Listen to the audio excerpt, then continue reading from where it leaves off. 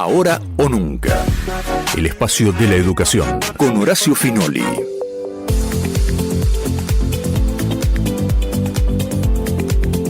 ¿Cómo le va? Estamos aquí como todos los sábados hasta ahora en Ecomedios. Si usted quiere comunicarse con nosotros por Instagram, @Ecomedios.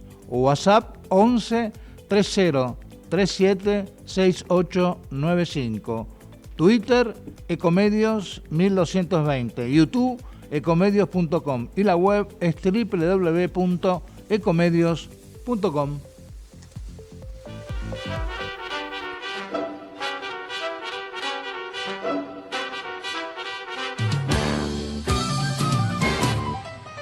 Probablemente en su pueblo se le recordará como cachorros de buenas personas que hurtaban flores para regalar a su mamá y daban de comer a las palomas. Probablemente que todo eso debe ser verdad, aunque es más turbio cómo y de qué manera llegaron esos individuos a ser lo que son, ni a quién sirven cuando alzan las banderas, hombres de paja que usan la colonia y el honor para ocultar oscuras intenciones. Tienen doble vida, son sicarios del mal. Entre esos tipos y yo hay algo personal.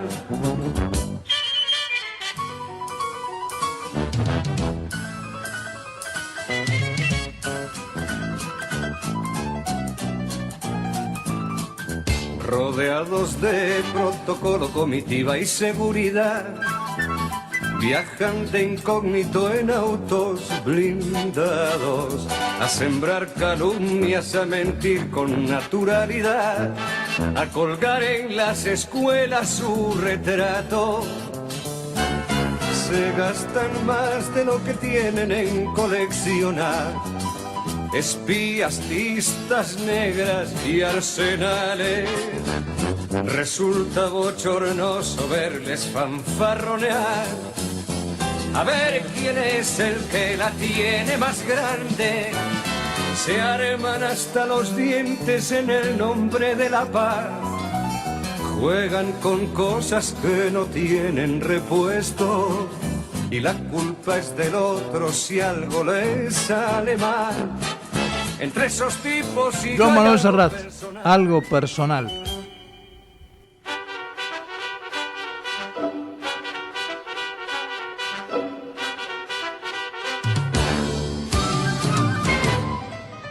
Y como quieren la cosa nada tiene que perder, pulsan la alarma y rompen las promesas, y en nombre de quien no tienen el gusto de conocer, nos ponen la pistola en la cabeza.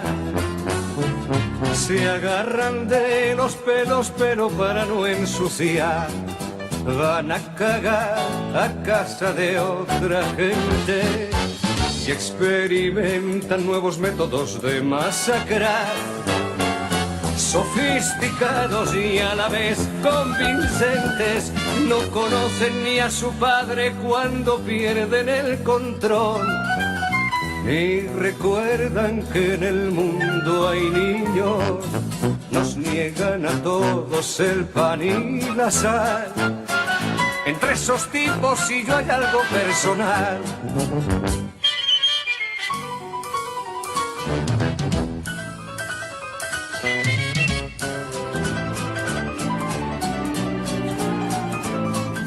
Pero eso sí, los sicarios no pierden ocasión de declarar públicamente su empeño en propiciar un diálogo de franca distensión que les permita hallar un marco previo que garantice unas premisas mínimas que faciliten crear los resortes que impulsen un punto de partida sólido y capaz de este a oeste y de sur a norte, donde establecer las bases de un tratado de amistad que contribuya a poner los cimientos de una plataforma donde edificar un hermoso futuro de amor y paz.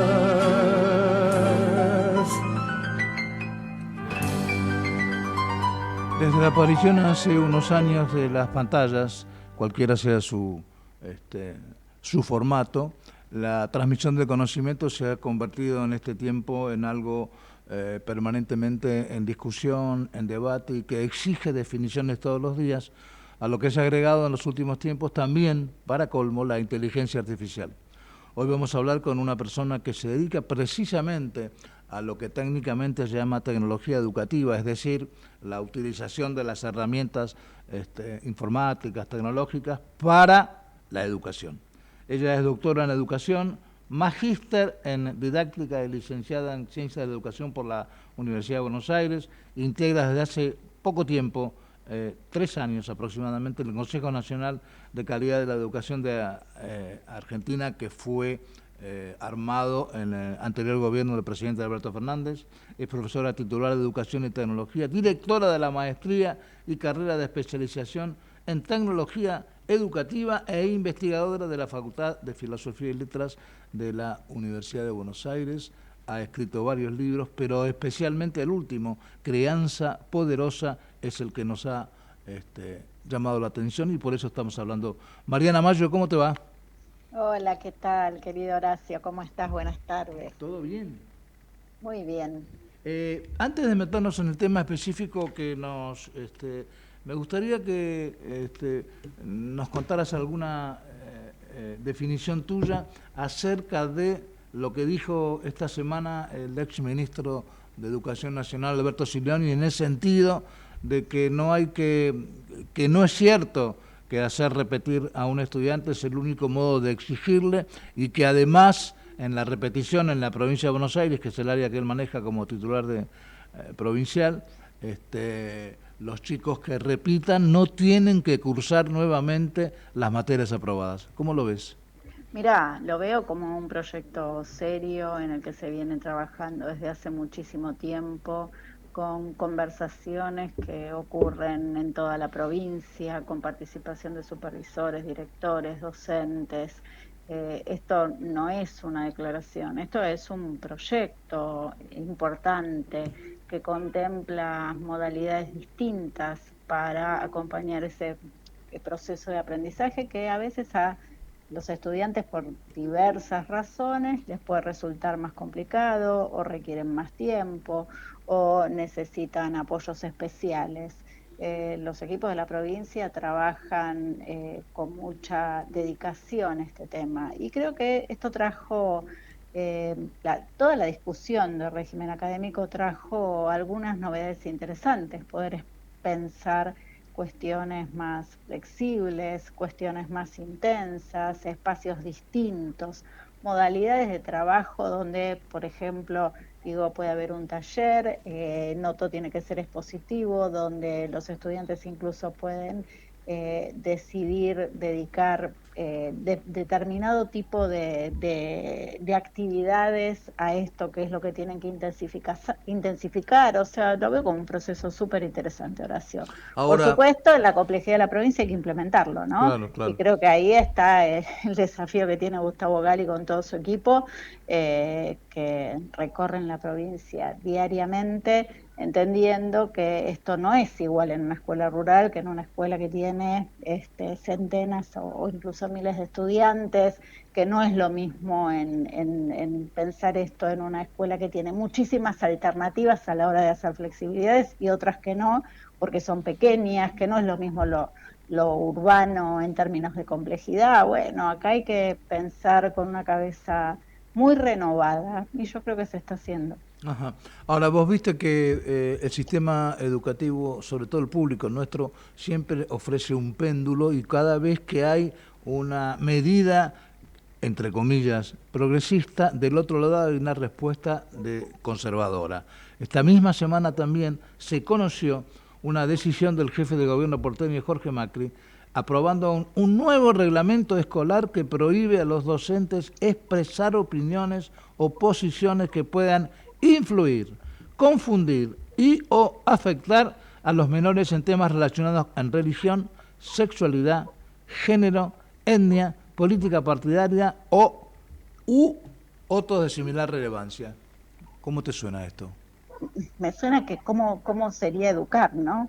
Claro, sin esto, claro. Claro, o sea, en estos días vengo hablando con directivos, con docentes. Una de las primeras cosas que surge es, bueno, esto es como una, si querés, una declaración en ese como parece revival de posiciones tan conservadoras, muy difícil de implementar, pero digo, pues, hay un problema que es como esto genera contradicciones profundas con el currículum, por ejemplo. Nosotros decimos, bueno, tenemos que formar ciudadanos. Ah, bueno, dale, ¿cómo lo formaríamos? Creo que es parte, ¿cómo decirte?, de instalar también una agenda que puede estar teniendo cierta pregnancia, pero después está la realidad de las instituciones, y la realidad de las instituciones, pienso por ejemplo en la escuela media, donde los estudiantes están preocupados no solo por supuesto por la educación sexual integral, y van a hacer preguntas que tienen que ver con eso, y lo bien que eso está que suceda, ¿no? Sino que tienen que ver con el mundo en el que vivimos, con su complejidad, con las guerras, con las discriminaciones profundas, con temas que tienen que ver con la inmigración. O sea, ¿cómo se hace realmente para implementar esto? Claro. O sea, yo creo que esto es para una tribuna, ¿sí? Claro, para la mitad de la tribuna, digamos. Claro, Sí. claro. Además, uno lo que ve es que siempre que la derecha toma en sus manos algún proyecto de carácter pedagógico, el proyecto ese es considerado ideológico si es que no responde a los intereses de ese sector. Si no, está todo bien. Como si esto no fuera ideológico, ¿no? Es Claro. como si esta conversación no fuera ideológica, Claro. por ejemplo. Entonces, bueno, qué sé yo creo que hay que tomar esto seriamente. Creo que va a ser muy importante la parada de los equipos directivos, ¿no? Creo que va a ser muy importante la parada en términos de la conversación, el encuadre, los argumentos que manejan con las familias, ahora que estamos como ya pronto del regreso a clases y se hacen todas las reuniones. Yo creo que hay que insistir. Mira, yo no soy la más apegada a estar como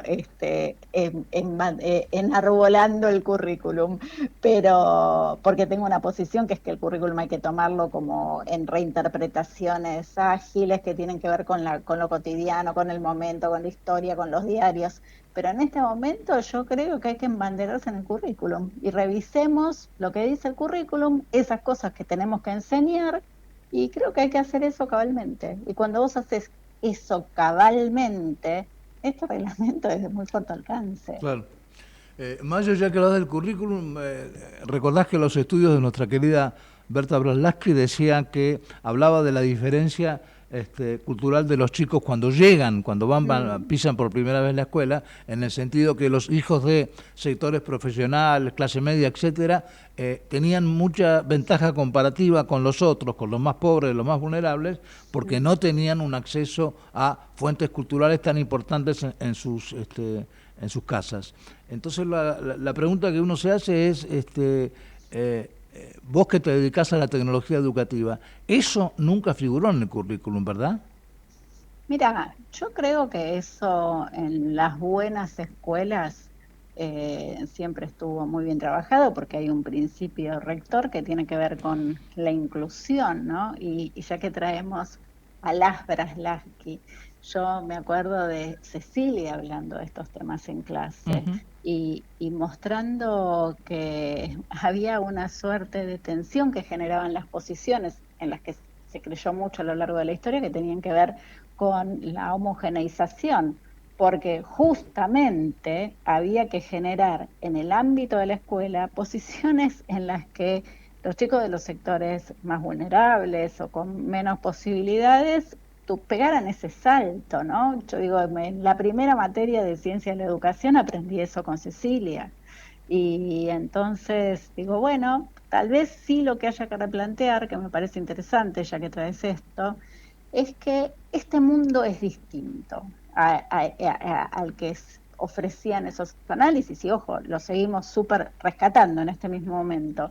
Pero me parece que hay algo que tiene que ver con la digitalización, con la generalización de los teléfonos celulares o con la expansión de los dispositivos, con un acceso cada vez más amplio a Internet, lo que no quiere decir que todos tengan, que hace que muchas cosas que estaban como reservadas para las élites en mucho tiempo, hoy tal vez estén llegando de una manera más generosa, podríamos decir, a través de ciertos mundos que se crean en estos ambientes de alta disposición tecnológica. Yo suelo poner un ejemplo porque me parece que es bastante claro, ¿no? Entonces, cuando vos decís, bueno, ¿cuántos estudiantes, pensemos en la secundaria, pueden, y te digo, ir al Louvre, ¿sí? Y entender la experiencia que allí sucede?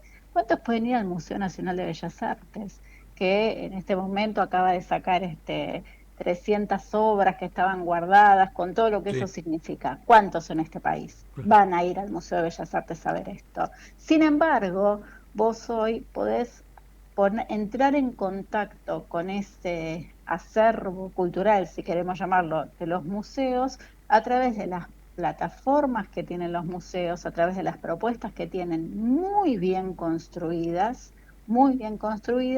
para generar más democratización. Pero bueno, ahí está, tenés que tener un dispositivo para acceder a eso.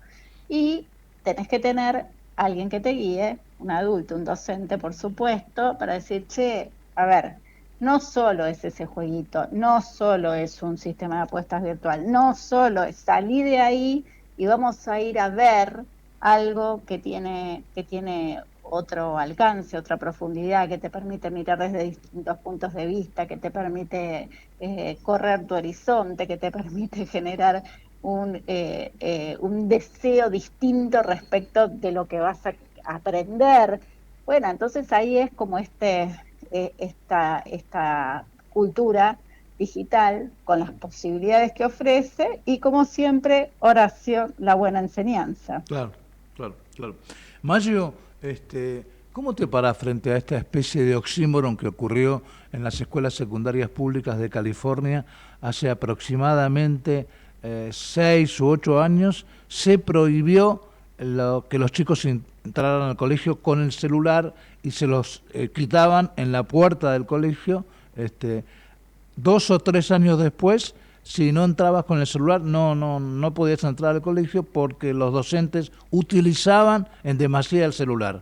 Una especie de... Sí. Estamos en seguimos discutiendo eso y esa discusión de alguna manera se expandió, ¿no? Y sobre todo creo que cobra mucha fuerza en la pospandemia. Primero porque hay un uso más extendido, un uso más intenso, porque tuvimos 2 años a todos los chicos diciéndoles que tenían que usar las pantallas para poder aprender. Después llegaron a las escuelas y dijimos, no, saquémosela porque si no, no aprenden. O sea, yo creo que hay algo que estamos generando que es un discurso bastante contradictorio. Yo tengo acá, Horacio, a esta altura, una posición tomada, lo que no quiere decir que no la pueda revisar, pero que tiene que ver como con esto que es el campo al que me dedico, el campo de la tecnología educativa. Es una posición que nosotros debatimos, pero que también tiene amplios consensos, por ejemplo, en la red TEAR, que es la red de cátedras de tecnología educativa de las universidades del país, donde decimos, bueno, las formas contemporáneas de construcción del conocimiento están sucediendo en entornos tecnológicos. Vos decías hace un rato, van a ir rápidamente hacia tramas que van a estar profundamente marcadas por la inteligencia artificial generativa. Uh-huh. Además, estas plataformas en las que los chicos están todo el día, no solo cuando están en el colegio, tienen un montón de problemas, de riesgo, generan adicciones y todo tipo de cosas. Bueno, ¿dónde vamos a aprender esto si no se enseña en la escuela? Pero no es dónde vamos a aprender el pensamiento crítico que requiere la vida en las pantallas. ¿Dónde vamos a aprender a construir conocimiento contemporáneo? ¿Dónde vamos a aprender esas habilidades, para usar algunos de los eslogans de la época, que se van a requerir en el mundo del trabajo, porque ya sabemos que ya se requieren, entonces se van a profundizar en los próximos años? ¿Qué va a suceder eso si no sucede en la escuela? A mí, una de las cosas que me preocupa de esta discusión, y no es menor que esté instalada primariamente en California, y es que si decimos, bueno, hay que prohibir, nos dejamos de preocupar porque tenemos todavía deudas en términos de la inclusión. Horacio, cuando se cortaron las entregas de Conectar Igualdad, nosotros sabíamos, lo dice la Encuesta Nacional de Hogares del año 2016, que había todavía 1 millón de estudiantes que no tenían dispositivos ni acceso a Internet en sus hogares en este país, en la Argentina, datos más o menos compartidos con toda la región. Cuando llega la pandemia, ¿qué pasa? ¿Cuántos chicos más o menos, aunque uno es todo, ¿no?, se quedan sin acceso, pierden el vínculo con la escuela? 1 millón, ¿sí? Entonces vos decís, ojo, porque en este mundo el derecho fundamental a la educación está profundamente vinculado con el derecho a la inclusión digital. Y muchas veces estos discursos que también entraman, ¿no?, como con las posiciones más conservadoras. Hay algunos españoles como Jordi Adel que están hablando de negacionismo digital, donde la preocupación es perder de vista que acá hay una cuestión de derecho, que hay chicos que no tienen acceso, y eso los va a dejar prácticamente en el borde de la sociedad, en pos de una discusión que está instalada desde los centros urbanos más dotados de tecnología del mundo, desde las casas más dotadas de tecnología del mundo, y desde las escuelas que tienen muchísimas más alternativas porque acceden sectores de élite. Yo digo, para ponerlo mucho más simple, si querés, también digo, bueno, le pedimos a la escuela que prohíba los celulares, pero son los celulares que las familias les damos a los chicos, ¿sí? Y que además, cuando los chicos a veces, en algunos casos, están diciendo, che, qué bueno que no podemos usar el celular en el aula, o está restringido de cierta manera porque me molestaba mi familia durante la mañana, cuando sabemos que los chicos están en el aula. Y cuando apenas ponen los pies en la calle decimos, préndelo porque te voy a traquear. Pero entonces, a ver, la escuela tiene que educar, y la escuela tiene que educar para este momento de la historia. Obviamente nos preocupa que haya adicciones, que haya riesgos, que haya situaciones de acoso, que haya ciberbullying, que haya puestas en línea. Por supuesto que sí, pero si tanto en la casa como en la escuela no nos hacemos cargo de eso, en el trayecto de la escuela a la casa, los estudiantes vuelven a ser víctimas potenciales de todo eso. Sí. Mariana, a esta altura ya quedó vieja la pregunta acerca de si la tecnología profundiza la brecha entre ricos y pobres o no, ¿verdad? Porque tantos ríos de tinta se han escrito en los últimos años sobre este punto que uno ya no sabe si efectivamente la profundiza o no. Yo creo que sí la profundiza. Yo creo que hay que garantizar el derecho a la inclusión de todos los sectores de la sociedad, ¿sí? Y que eso no lo resuelve exclusivamente el mercado, para esas presunciones que tiene que haber también acá un rol del Estado en esta cuestión. Después, nosotros tenemos que generar alternativas no solo valiosas respecto de la tecnología, tenemos que generar propuestas tan interesantes, tan intensas, tan amorosas, tan flexibles en un punto, si volvemos al caso de la provincia de Buenos Aires, para que todos los estudiantes terminen todos los niveles del sistema, incluido el nivel superior. Y esa me parece que sigue siendo como el camino de la justicia, ¿no? Sí.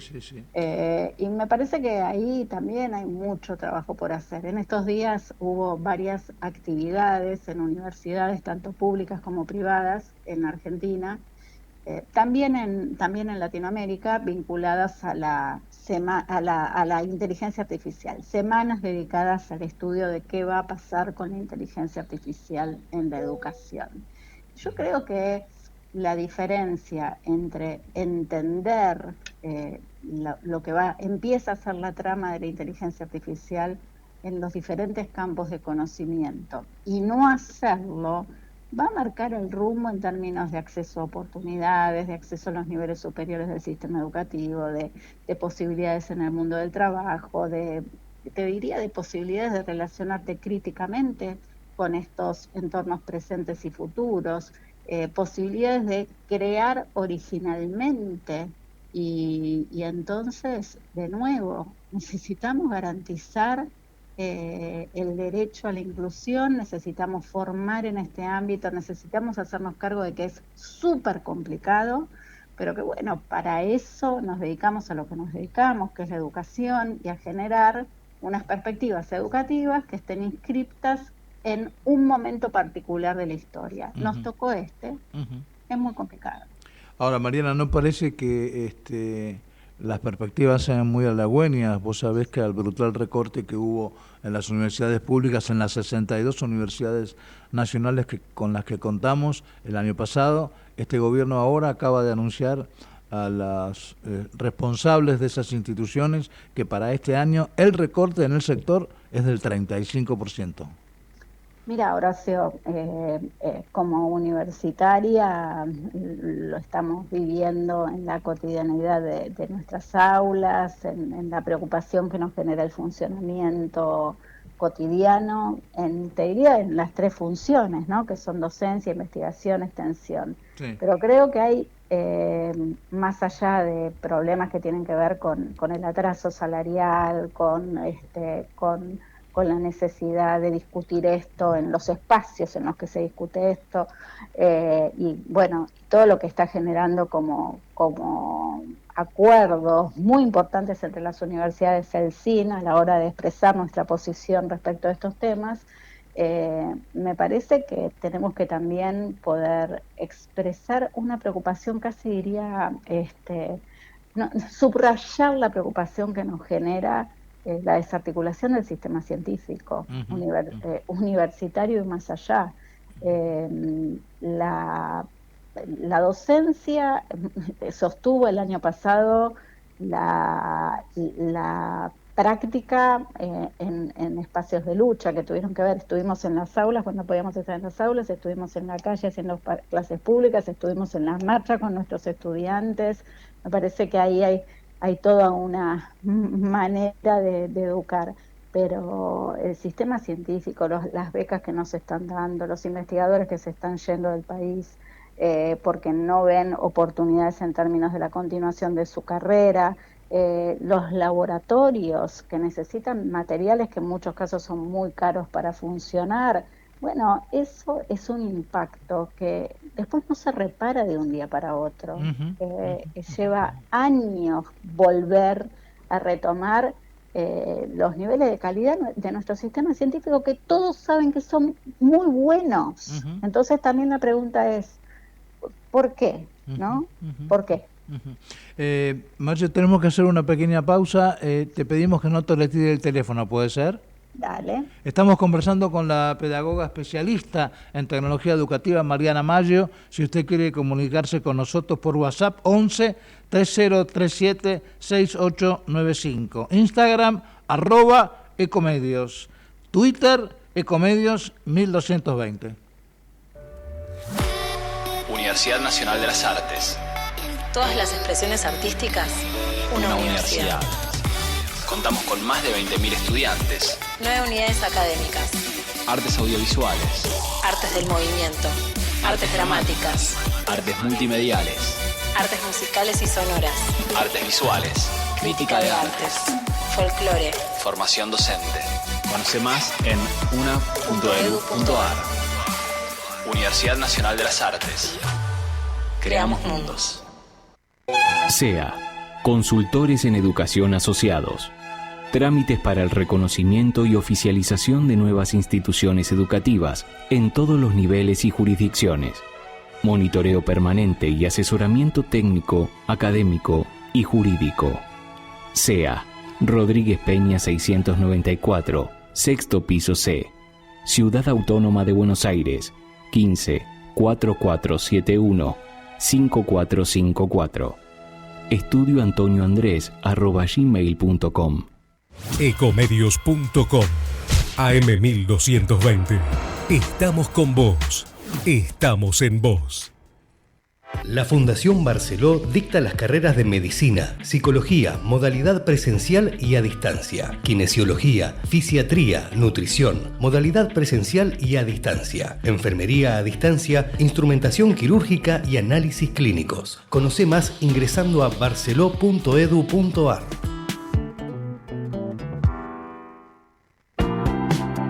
APUA, Asociación del Personal de la Universidad de Buenos Aires. Desde 1958, un sindicato no docente comprometido con la universidad pública. El mejor lugar del mundo para hacer del mundo un lugar mejor. FEDUN. Desde su creación, la Federación de Docentes de las Universidades trabaja por la defensa de los derechos de los docentes universitarios y de la universidad pública, autónoma, cogobernada, gratuita, inclusiva y de calidad.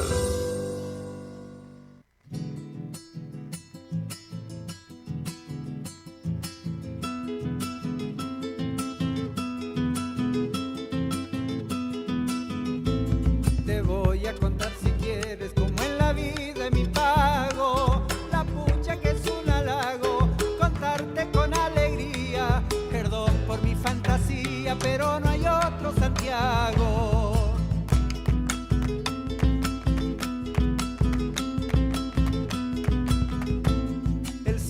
Tiene ventanas por donde el sol no despierta. Dejamos la puerta abierta por las vistas mañaneras y un ritmo de chacarera te pone el alma de fiesta.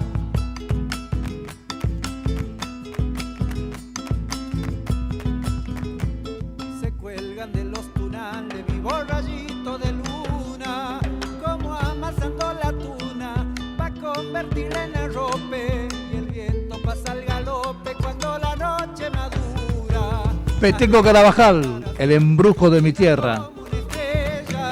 El embrujo de esta tierra, como una de sus virtudes, serán las noches azules con patios de chacarera.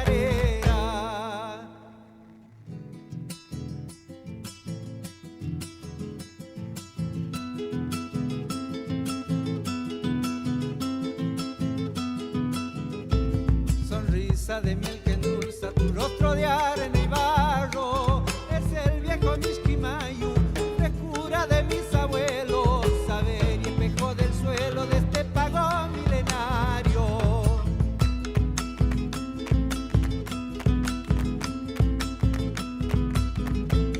La guardia salamanquera se hace escuchar en la siesta, como si fuera la orquesta de nuestros antepasados, que al irse fueron dejando la afinación de mi tierra.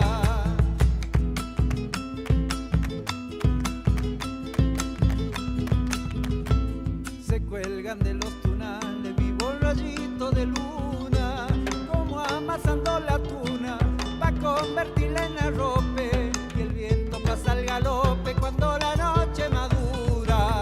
Has de llevar para siempre prendida como una estrella el embrujo de esta tierra, como una de sus virtudes, serán las noches azules con patios de chacarera. Segundo tramo de nuestra charla con la pedagoga especializada en tecnología educativa, Mariana Mayo. ¿Estás ahí todavía? Claro que sí, Horacio. Me alegro. Crianza Poderosa, tu último libro editado por Paidós, tiene numerosas preguntas, pero numerosas preguntas que uno no llega a terminar de leerlas todas, en el sentido de no saber para dónde escapar. ¿La razón de las preguntas es porque eso dispara la posibilidad de pensar? Mira, puede ser. Yo creo que esas preguntas están en el debate. Uh-huh. Y creo que hay que tenerlas abiertas. Creo que hay tenemos que darnos el tiempo de conversar, de discutir, de analizar, incluso te diría de reconocer que tenemos diferentes posiciones, ¿no? Este es un libro que está fundamentalmente dedicado a las familias, a los adultos de la familia, lo cual constituye una novedad en mi recorrido, porque como vos sabés que siempre me apoyás en la difusión de lo que voy elaborando, en general mis trabajos están más enfocados en la docencia, lo que hacemos en las aulas, las prácticas de la enseñanza. Pero preguntas tales como ¿por qué le pedimos a la escuela que prohíba? Porque la escuela es vieja y nosotros somos jóvenes, y entonces nosotros les damos y le decimos, vos escuela prohibilo. Me parece que son preguntas que vale la pena que nos hagamos en voz alta. Y me pareció que era un punto de partida interesante. Yo trato, por supuesto, de avanzar con algunas líneas argumentativas a manera de respuestas provisorias para esas preguntas, pero me pareció que era interesante mostrar que en este momento respecto de estos temas hay que escaparle a las posiciones como monolíticas, ¿no? Y decir, bueno, démonos el tiempo que nos tenemos que dar, porque este es un tema central, para pensar estas cuestiones, te diría como familia, como escuela, como política, pero como sociedad. Hace poco tiempo, un mes y medio más o menos, un colegio privado secundario en Londres reemplazó a todos sus docentes por inteligencia artificial con un pequeño robot en el aula. ¿Cómo te parece eso? ¿Cómo lo interpretas? Mira, voy a citar a un estudiante que en un ejercicio que hicimos la semana pasada en Filo, porque estamos dando verano, frente a una pequeña experiencia que ponía en escena esta posibilidad, dijo, me parece triste y pobre. Y yo también creo eso, ¿no? Hay algo de la inteligencia artificial que requiere que la entendamos, que asumamos esto como fenómeno emergente, que entremos en interacción rápida, porque tampoco es tan difícil como era en otro momento acercarnos a la tecnología, en tanto tenés acceso a dispositivos internet, y además porque está hackeando el sistema educativo por un lugar probablemente el menos pensado, que es la evaluación. Los estudiantes están contestando todas las evaluaciones con inteligencia artificial en la medida en que ya se dieron cuenta que existe, y si no se dieron cuenta lo van a hacer muy pronto. Ahora bien, es la educación en la que creemos que queremos dar, ¿es exclusivamente de estas características que tienen que ver, si querés, con la artificialidad creciente? No, yo creo que porque todo esto pasa, nuestra educación tiene que ser cada vez más humana, tiene que tener el cuerpo adentro, tiene que tener ese vínculo profundo, amoroso, que se reconoce en los ojos del otro cuando tal vez no está aprendiendo algo tan rápido, o cuando no puede hacerlo ese día porque tuvo un problema en la calle, o porque no había entendido nada de lo anterior, y entonces un día hace esta revelación donde dice, profe, necesito más ayuda. Para eso estamos los docentes de carne y hueso, y creo que, mira, todo, cuando lo pensamos de nuevo desde una perspectiva de qué es la historia de la tecnología educativa, cuyos orígenes ubicamos más o menos en la mitad del siglo pasado, esta idea de reemplazo, mito de sustitución, aparece cada vez que aparece un nuevo ciclo, como los denomina Larry Cuban. Obviamente este no iba a ser la excepción, el de la inteligencia artificial generativa. Pero dicho todo esto, también quiero decir que, ojo, porque acá hay mucha fuerza y muy contundente en términos de lo que se puede generar con estos grandes motores. Y otra cosa a sumar a la ecuación es que están aprendiendo, la inteligencia artificial generativa aprende a medida que mientras nosotros estamos hablando. Entonces, los sistemas van a ser más sofisticados, los sistemas van a ser probablemente cada vez más personalizados, como se suelen decir, van a ser más eficientes, y ahí nosotros tenemos que dar como la pelea en términos de decir, bueno, ¿por qué todavía vale la pena que estemos acá y por qué esta institución hace algo que es distinto. Ahora, hay que contestar esa pregunta. La clase tiene que valer la pena, nosotros tenemos que hacer algo que en la distinción sea conmovedor, sea poderoso, sea actualizado, sea inclusivo, sea emocionante. Y bueno, no siempre hacemos eso, Horacio, Claro. también hay que decirlo. ¿Con tus alumnos notaste mucho el cambio en el sentido de que, como ahora tienen la respuesta fácil de cualquier tema a través de del chat de la inteligencia artificial, eso los corre del papel de tener que hurgar, pensar, profundizar ellos mismos un conocimiento individual o acceder a otras fuentes? ¿Notás Mira, mucho?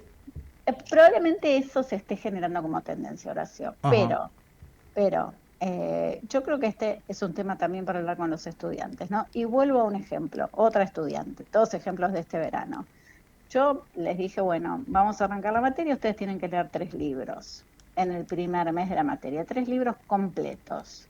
Y entonces, como estábamos debatiendo la cuestión de la inteligencia artificial, otra de mis estudiantes me dice, bueno, a mí desde ya me da culpa. Le digo, ¿por qué te da culpa? Me dice, y porque yo voy a hacer todo esto, lo voy a resumir con inteligencia artificial, voy a leer esas 3 páginas que esto me arroje. Bueno, fue honesta en un encuadre que escucha y que es donde esta honestidad es recíproca, por decirlo de alguna manera. Ujú. Dije, bueno, genial, pero ustedes además van a tener que hacer una producción original, en términos de lo que es, de nuevo, de lo que son las redes sociales hoy. Puede ser un reel, puede ser una historia, o puede ser algo que pueden producir con inteligencia artificial. Y tienen que traer esto en la primera semana, a ver hasta dónde llegamos. Vayan, usen la inteligencia artificial, pero traigan algo original. Este martes de esta semana, los estudiantes trajeron sus piezas culturales que daban cuenta de una comprensión muy importante de lo que plantean los libros, más allá de que los hayan leído de pe a pa, que van a tener más tiempo para que eso igual suceda, y traen uno de los reels, era uno sobre el libro Tecnoceno de Flavia Costa, que si no lo leyeron lo súper recomiendo. Yo lo veo y me doy cuenta que es muy bueno, que es excepcionalmente bueno. Eso que hicieron mis estudiantes en una semana de cursada. Y dije, bueno, se lo voy a mandar a Flavia Costa, que es una investigadora argentina con la que tenemos contacto. Y se lo mandé y dije, Flavia, esto hicieron mis estudiantes. Flavia me contesta y me dice, es espectacular. Todo esto en vivo, en el transcurso de la clase. Y me pregunta, ¿lo puedo subir a mis redes? Por supuesto, subilo a tus redes. Entonces, vos fíjate, en una semana de cursada, mis estudiantes no solo entraron en contacto con el contenido del libro, sino que produjeron algo original sobre el libro. Esto lo conoce la autora de ese trabajo, lo circula ella, y hoy tiene no sé cuántas vistas, likes, etcétera, etcétera, lo que además hace que mis estudiantes me pregunten muy genuinamente, ¿por qué nosotros no estamos haciendo todo esto todo el tiempo en la facultad? Y yo digo, es una muy buena pregunta. ¿Por qué no estamos generando contenidos de estas características nosotros sobre los temas de las materias? Es otra muy buena pregunta, pero bueno, vamos a armarlo. O sea, vayan a posicionar esto, casi les diría como tema de claustro.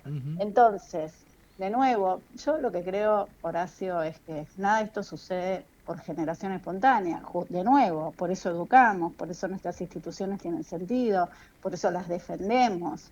Pero hay algo de la propuesta que tiene que entrar en diálogo con lo que está pasando ahora. Y lo que está pasando ahora es que una estudiante universitaria dice, yo esto ya te aviso desde ahora que lo voy a hacer con otra mirada, con otro enfoque. Bien, perfecto, laburemos juntas para que seas de todas maneras la que más sepa sobre esto. Y la que además lo pueda mirar originalmente y pueda hacer público lo que aprendiste. ¿Se puede? Mira si se puede, una semana de laburo. Mariana, tenemos que hacer la última pausa, que esta vez va a ser más breve. ¿Puede ser que te mantengas ahí en el teléfono? Por supuesto. Estamos conversando con Mariana Maggio. Usted quiere vernos por YouTube, ecomedios.com, Twitter, ecomedios1220, WhatsApp 11 3037 6895 e Instagram @ecomedios.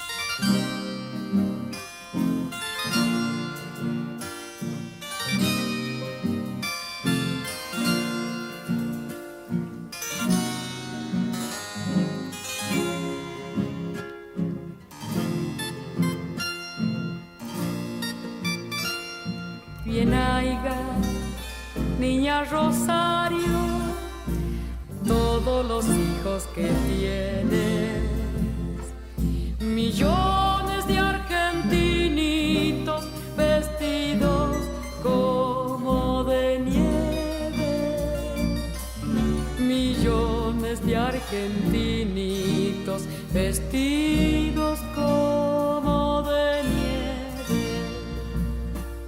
con manos sucias de tiza, siembra semillas de letras y crecen abecedarios en tu corazón, maestra,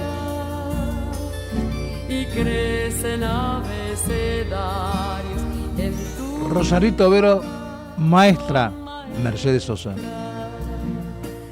Yo sé los sueños que sueñes, Rosarito Vera, tu vocación pide una ronda de blancos delantales frente al misterio del pizarrón. Pide una ronda de blancos delantales frente al misterio del pizarrón.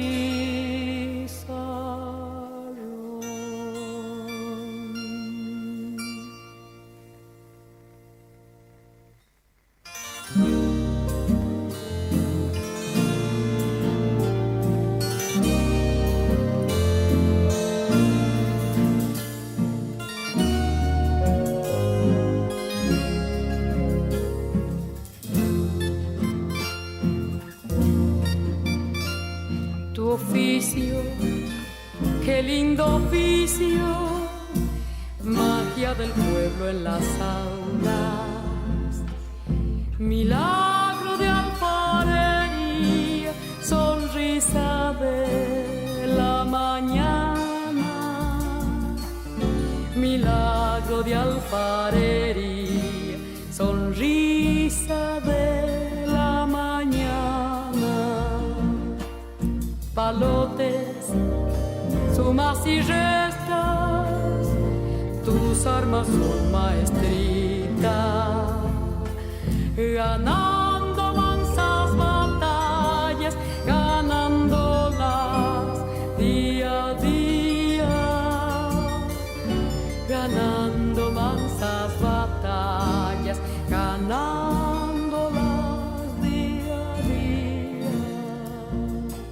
Yo sé los sueños que sueñes, Rosarito Vera, tu vocación pide una ronda de blancos delantales frente al misterio del pizarrón.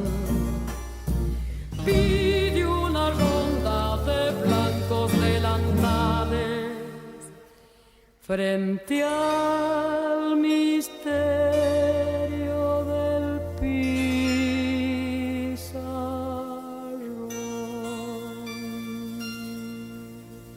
Epílogo de nuestra charla con Mariana Mayo. ¿Estás ahí todavía? Supuesto. Mariana, te dan el lápiz rojo durante un breve periodo con un gran poder político. ¿Cuál es tu agenda prioritaria obviamente para la educación, ¿no? Los 3 o 4 puntos que tomás de movida con mucha fuerza, y en qué punto pones el presupuesto.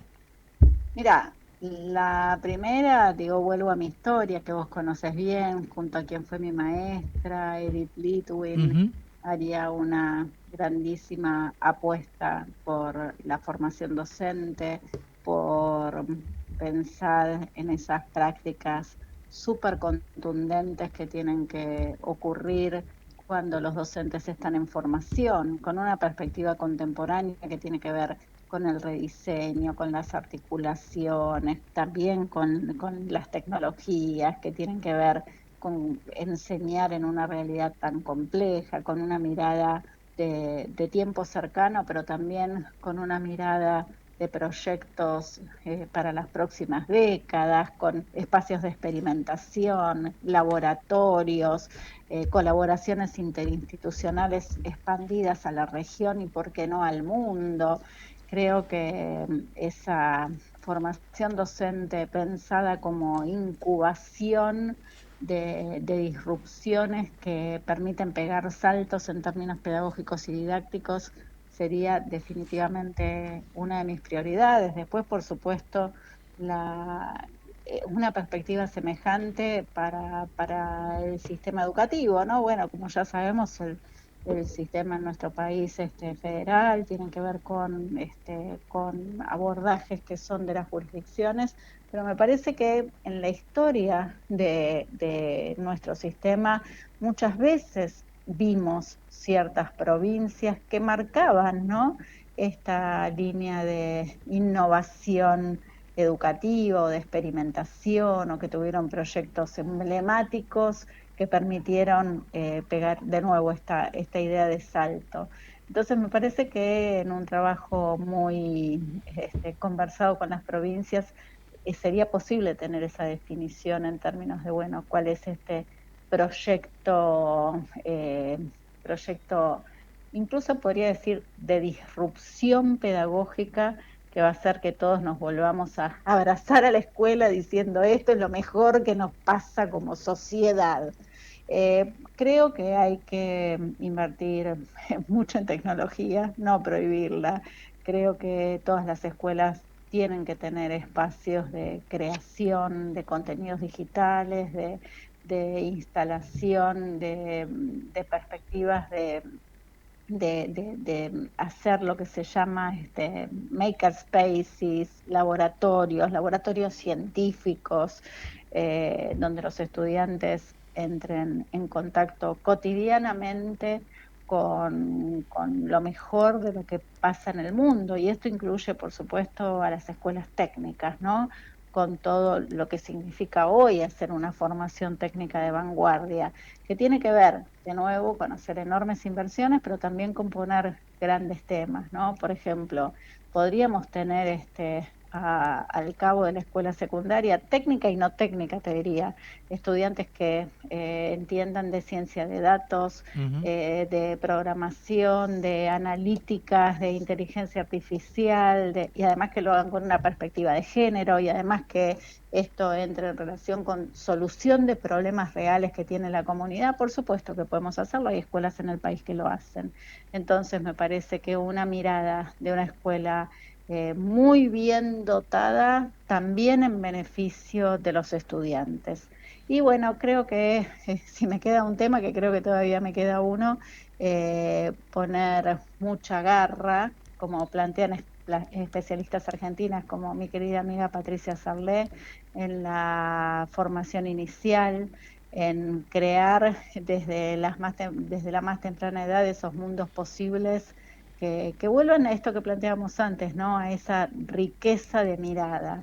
Y esto implica desde las primeras infancias tener, entre otras cosas, libros, materiales concretos. Me parece que ahí hay un gran trabajo. Ahora, ¿se arregla con plata? Hace falta plata, pero solamente con plata no. La plata tiene que ser también un salario digno para todos los docentes, tiene que haber acuerdos en términos de consistencias de las políticas a lo largo del tiempo, y tiene que haber acuerdos.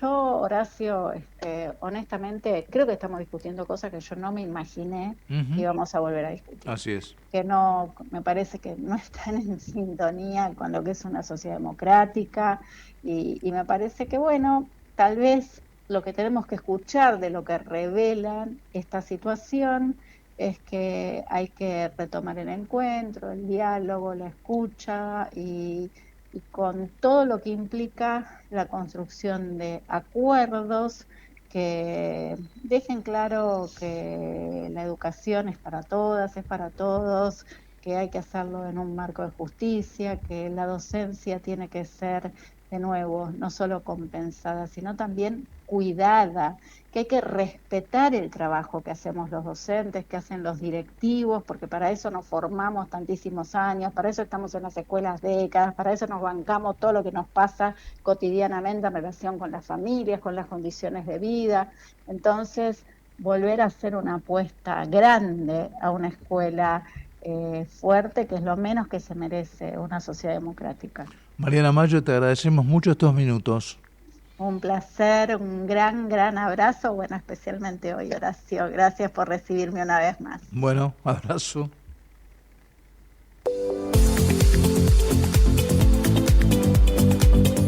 Hoy en la operación técnica Javier Martínez, como todos los sábados, producción periodística Pablo Mercado, musicalización Vicente Ortelli, redes sociales Emma Cafarati, idea de conducción Horacio Finoli. No se olvide de tomar ese libro que dejó olvidado en algún rincón de la casa. Universidad Nacional de las Artes. Todas las expresiones artísticas, una universidad. Contamos con más de 20.000 estudiantes. 9 unidades académicas. Artes audiovisuales. Artes del movimiento. Artes dramáticas. Artes multimediales. Artes musicales y sonoras. Artes visuales. Crítica de artes. Folclore. Formación docente. Conoce más en una.edu.ar. Universidad Nacional de las Artes. Creamos mundos. SEA, Consultores en Educación Asociados. Trámites para el reconocimiento y oficialización de nuevas instituciones educativas en todos los niveles y jurisdicciones.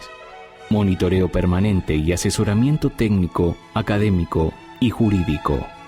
SEA, Rodríguez Peña 694, sexto piso C. Ciudad Autónoma de Buenos Aires, 15 4471 5454. estudioantonioandres@gmail.com. La Fundación Barceló dicta las carreras de Medicina, Psicología, modalidad presencial y a distancia, Kinesiología, Fisiatría, Nutrición, modalidad presencial y a distancia, Enfermería a distancia, Instrumentación quirúrgica y análisis clínicos. Conoce más ingresando a barceló.edu.ar.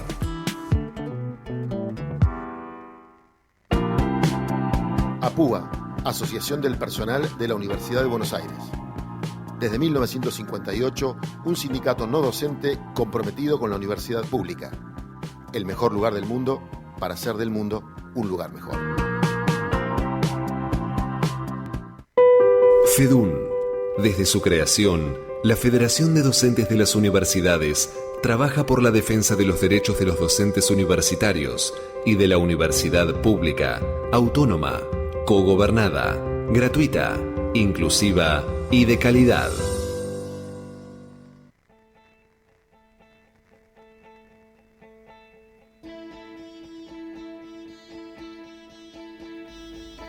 Nos vamos con Serú Girán, canción de Alicia en el país.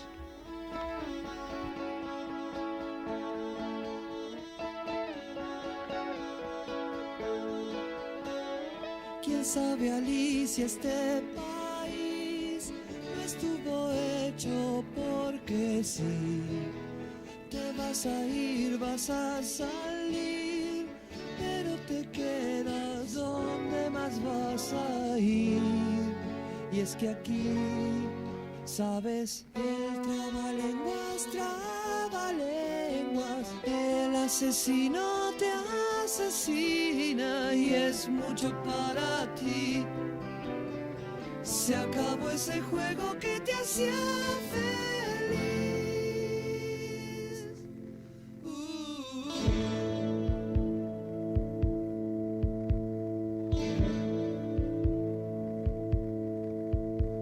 No cuentes lo que viste en los jardines, el sueño acabó. Ya no hay morsas ni tortugas. Un río de cabezas aplastadas por el mismo pie. Juegan cricket bajo la luna. Estamos en la tierra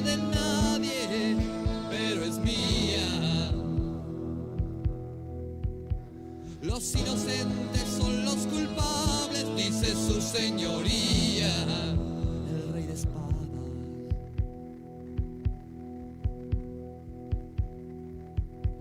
No cuentes que hay detrás de aquel espejo, no tendrás poder, ni abogados, ni testigos. Enciende los candiles que los brujos piensan envolver, a nublarnos el camino. Estamos en la tierra de todos, en la vida, sobre el pasado y sobre el futuro, ruinas sobre ruinas, querida Alicia.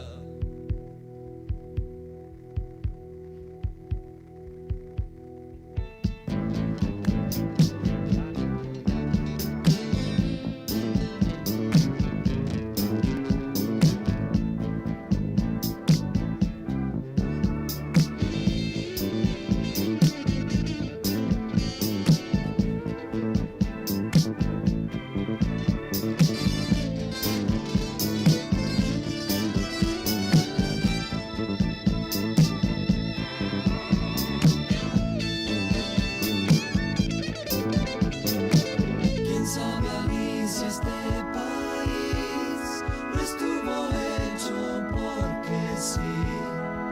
Te vas a ir, vas a salir, pero te quedas, ¿dónde vas a ir? Y es que aquí, ¿sabes? El trabalenguas, el asesino te asesina y es mucho para ti. Se acabó ese juego, se acabó ese juego que te hacía feliz.